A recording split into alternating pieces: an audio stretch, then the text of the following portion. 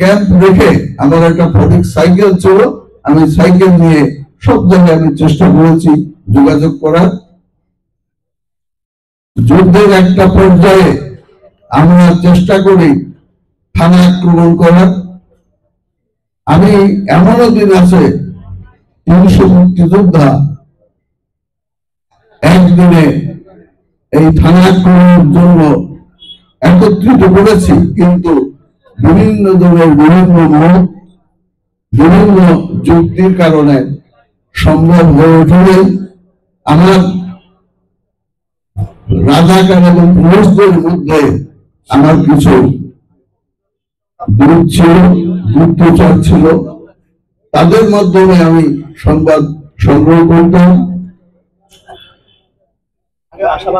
1 তারিখে 10টার দিকে তারা এসে আমাকে বলল যে আজকেই থানা আক্রমণ করতে হবে, আর আজকে থানা আক্রমণ না করলে এখানে মিলিশিয়া ক্যাম্প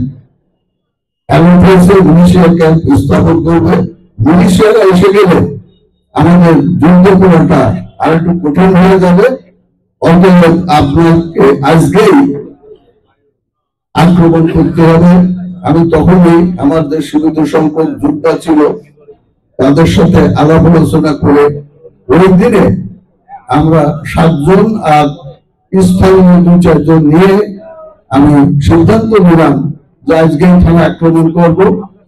3টা গ্রুপ আমি করলাম, একটা গ্রুপ থানা বল, আর একটা গ্রুপ চ্যারিটেবল ডিসপেন্সারি, আগে যে সরকারি হাসপাতাল ছিল হাসপাতাল, আর একটা গ্রুপ স্কুলের মধ্যে, একটা গ্রুপের নেতৃত্ব ছিল আমি ওই চ্যারিটেবল ডিসপেন্সারিতে, আর একটা গ্রুপের নেতৃত্ব ছিল দুলাল,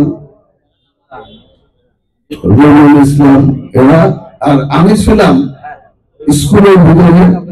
স্কুলের ভিতরে আমার সবার কাছে বলা ছিল 12টা 1 মিনিটে আমি পিকে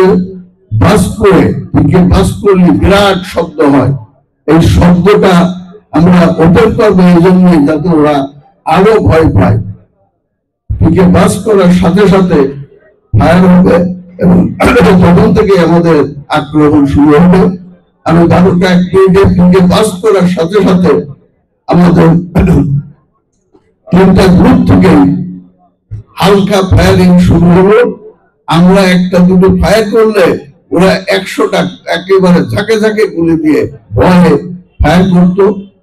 আমরা এইভাবে তাদেরকে তাদের গুলি যাতে ফুরিয়ে যায়, তারা যাতে ক্লান্ত হয়ে যায়, তারা যাতে মনোবল হারিয়ে যায়, এই জন্য 3:30টা পর্যন্ত অপেক্ষা করে তারপরে আমরা সিদ্ধান্ত নিলাম আর সময় নেই, এখনই চূড়ান্ত আক্রমণ করতে হবে।